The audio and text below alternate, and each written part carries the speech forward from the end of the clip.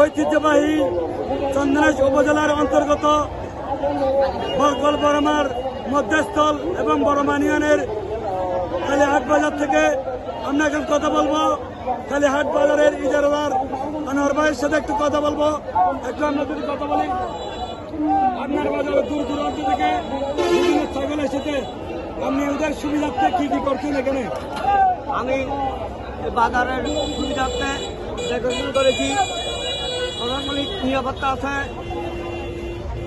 আমাদের স্বেচ্ছাসেবক হোক বাহিনী আছে, আমার ডেকোরেশন আছে দূর দূরান্ত থেকে, আর তারা আসছে তাদের জন্য আমি চাষবাসের ব্যবস্থা করেছি এবং স্বেচ্ছাসেবক বাহিনী আমার 100তম স্বেচ্ছাসেবক বাহিনী বর্তমান বাজারে অবস্থান করছে, যেন কোনো ধরনের সমস্যা জটিলতা না হয়।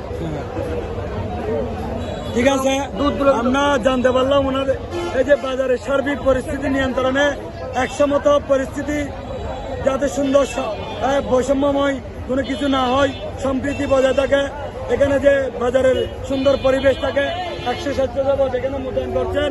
এবং আপনি এই যে বিভিন্ন দূর দূরান্ত থেকে রাজশাহী আমরা কথা বলছি, কুষ্টিয়া বিভিন্ন জেলা থেকে এখানে ছাগল নিয়ে এসেছেন, তাদের জন্য এই যে বৃষ্টির পানি যাতে না পড়ে এই যে এটার ব্যবস্থা করেছেন।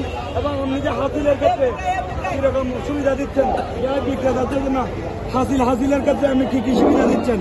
আমি হাসিলের জন্য সরকারের নির্ধারিত আরো অনেক টাকা কম নিই, হাসিলের নির্ধারিত টাকা আরো কম নিচ্ছে জনগণের সুবিধার্থে, যাতে তারা উন্নত করতে পারে।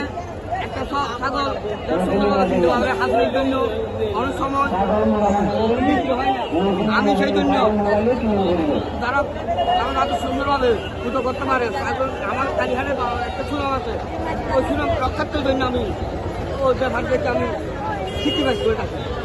উনি বলছেন এই যে একটা বাজার কালীহাট বাজার একটা সুনামধন্য বাজার, এই বাজারের সুনামের রক্ষার্থে সরকার নির্ধারণের মূল্য চেয়ে উনি আরো কম মূল্যে হাসিল নির্ধারণ করছে, যাতে ক্রেতা বিক্রেতা ওরা সন্তুষ্টভাবে মানে নির্ধারিত মূল্যে সুলভ মূল্যে এখান থেকে ছাগল পেতে পারে, সেজন্য এই ব্যবস্থা করেছেন।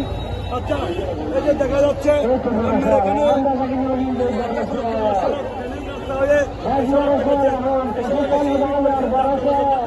স্বাভাবিক থেকে আপনি কোনো পদক্ষেপ নিয়েছেন কিনা? আমি খুবই সদস্য ছিলাম, সকাল থেকে আমি মাইকিং করেছি।